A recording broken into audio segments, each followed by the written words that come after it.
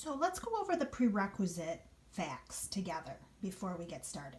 So when you're watching my videos from Math 140, we talk a lot about, in Math 140, about proper models for subtraction and the different models. And so you're going to hear me refer to that in the video.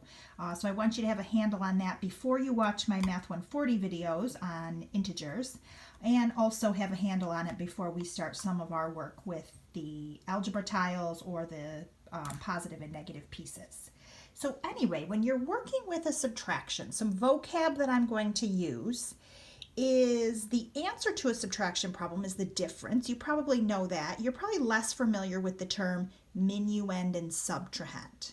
Okay, so minuend is what I start with, subtrahend is the amount I take away, and then the answer is the difference. So for the first model, the takeaway model, just like it sounds, I would start with 5, and then I would remove from my workspace 3, right? So that's how I would model 5 minus 3. And I drew it out here like that. Okay, there's 5, and then you can see I have little arrows showing that I'm removing the 3 from my workspace. Okay, the next model is the comparison model. All right, and so a word problem for this type of subtraction problem would be, I have 3 cookies, my friend has 5 cookies. How many more cookies does she have than me? All right, that's a subtraction problem that involves comparing two quantities.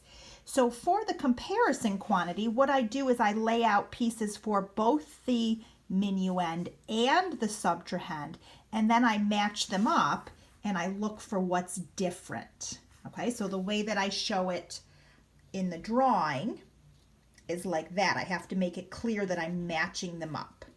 All right, using this model is the only time that you ever want to lay out pieces for both the minuend and the subtrahend.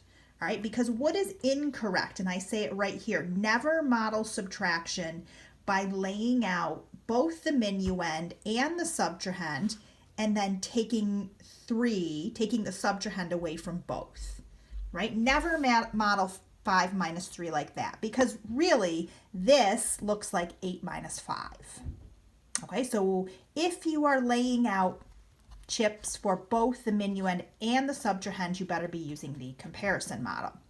Now, the other way that we could model subtraction is known as the missing addend. Okay, for the missing addend model, you start with the subtrahend. Okay, so in this case, I would start with 3, and then I would say, well, what do I have to add in? So you can see the arrows here that are coming into my workspace. Okay, so I would start with the 3 chips, and then I would say, well, what do I have to add in to get up to 5? And I add 2 more. All right, and so those would be the 3 different possible ways that we could model subtraction. Okay, takeaway concept is the most common, right? Most of what we will do will involve the takeaway concept. But there are these other possibilities for correct models for subtraction, and then clearly our incorrect model for subtraction as well.